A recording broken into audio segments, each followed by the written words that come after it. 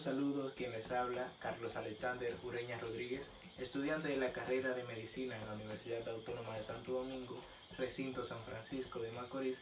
Les traigo este video acerca de espirometría y alteraciones del equilibrio ácido-base por parte de la asignatura de Neumopatología sección 18.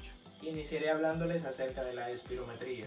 Luego más adelante pues les hablaré acerca de las alteraciones del equilibrio ácido-base. La espirometría es un estudio realizado con la finalidad de evaluar la capacidad pulmonar de una persona. Además, esta nos puede orientar a si una patología es reversible o irreversible. Para determinar este estudio o para realizar este estudio necesitaremos un instrumento conocido como espirómetro. El espirómetro pues no causa dolor en el paciente, sino que nos ayuda a realizar este estudio conocido como espirometría.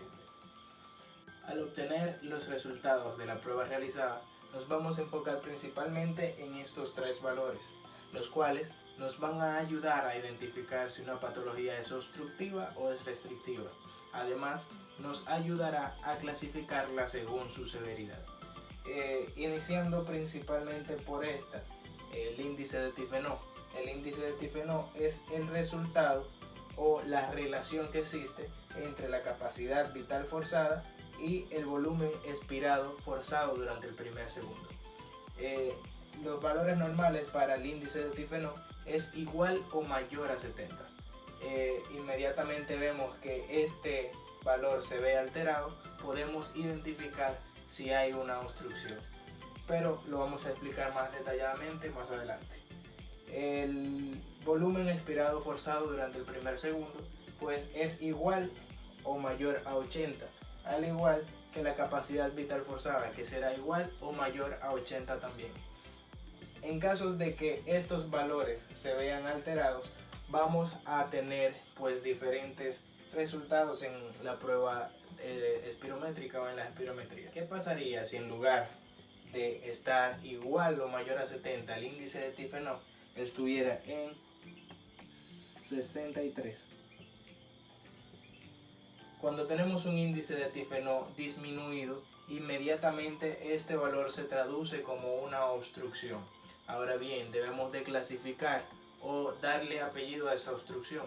Para hacerlo, debemos de ir inmediatamente, vemos el índice de Tifenot disminuido, a el volumen expirado forzado durante el primer segundo.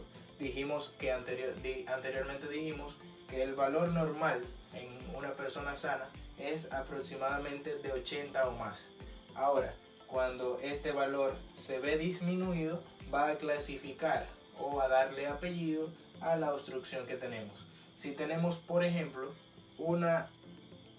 un volumen expirado forzado durante el primer segundo de 60, decimos que nuestro paciente tiene una obstrucción porque el índice de Tifenot está disminuido a sus valores normales, y decimos que es moderada porque los valores normales, en cuanto a su severidad, clasifica que de 60 a 69 es una obstrucción moderada.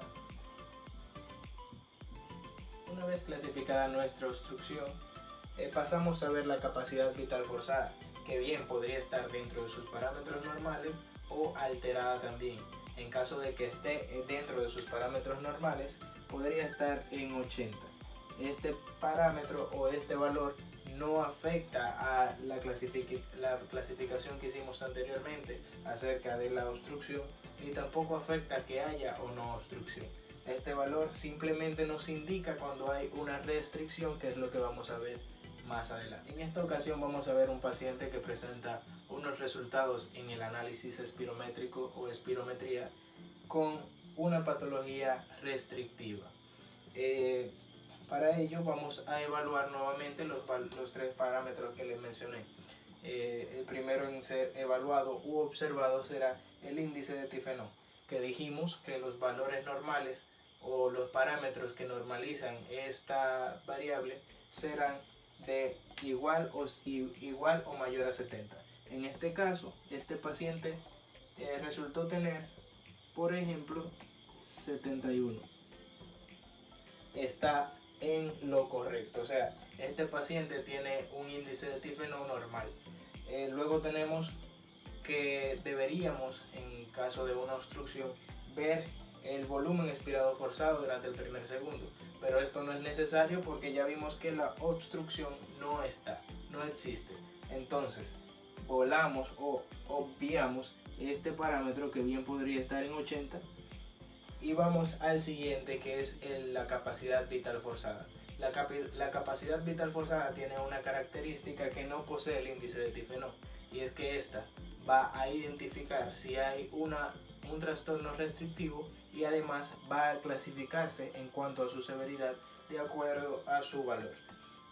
Por ejemplo, tenemos que los valores normales de la capacidad vital forzada son de 80 o más.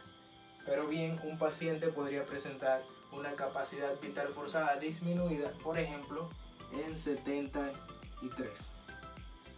Este paciente presentaría entonces un trastorno restrictivo, y como les había dicho que la misma capacidad vital forzada iba a darse su grado de severidad, ella misma dice que el trastorno restrictivo de ese paciente es leve.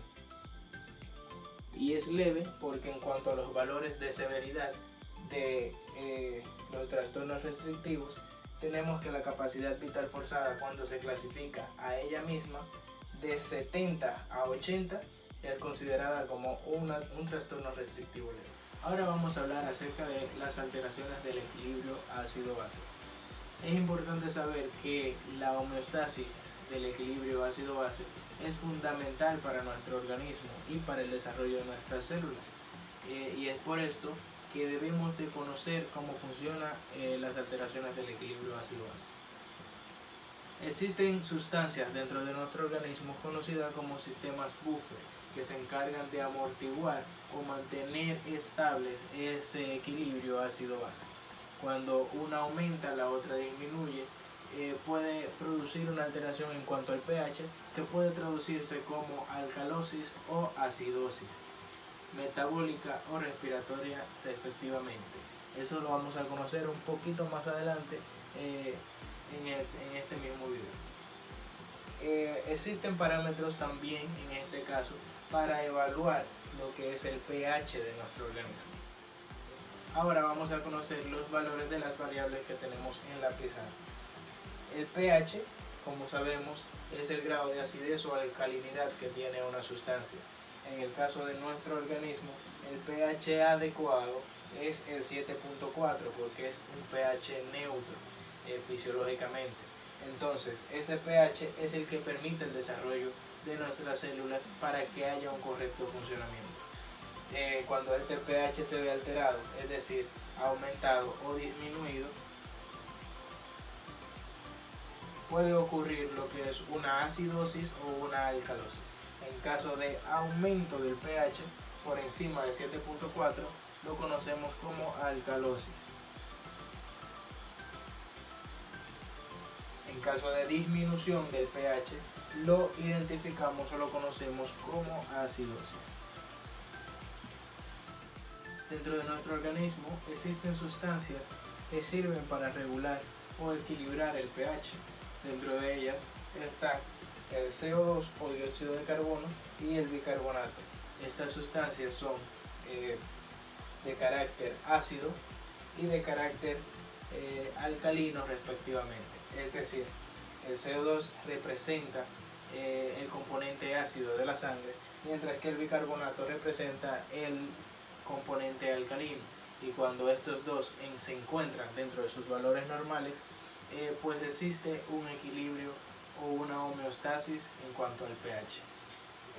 De los valores normales en la prueba de gases arteriales, vamos a encontrar que la PCO2 va a estar en valores normales, en condiciones normales, de 35 a 45, mientras que el bicarbonato se va a encontrar 24 más o menos 2. Ahora bien, cuando estos valores se ven afectados, es decir, aumentados o disminuidos en ambos casos, pues van a ocurrir alteraciones que van a repercutir directamente en el pH.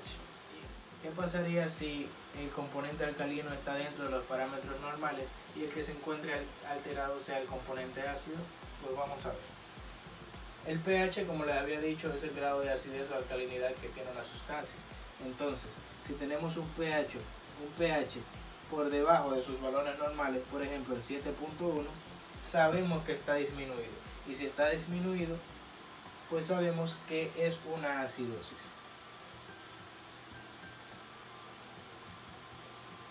Ya determinamos que el pH está disminuido y que hay una acidosis.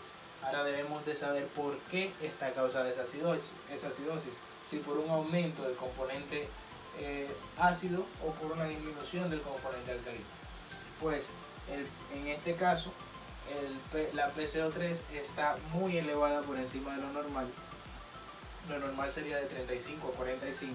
Esta se encuentra en 49. Pues sabemos que está elevada, y si está elevada, pues el componente ácido está elevado, y si el componente ácido está elevado, pues va a haber una acidosis. En este caso, el bicarbonato o componente alcalino se encuentra dentro de los parámetros normales. ¿Cómo determinamos ahora bien, o cómo le damos el apellido de respiratoria o metabólica? En este caso es igual. El componente ácido, les había dicho que estaba regulado por la respiración o por los pulmones a través de la respiración. Igual, el componente alcalino es regulado por los riñones. Entonces, cuando el componente ácido es el que está causando el problema, ya sea la alcalosis o la acidosis, pues el apellido va a ser respiratorio, como en este caso.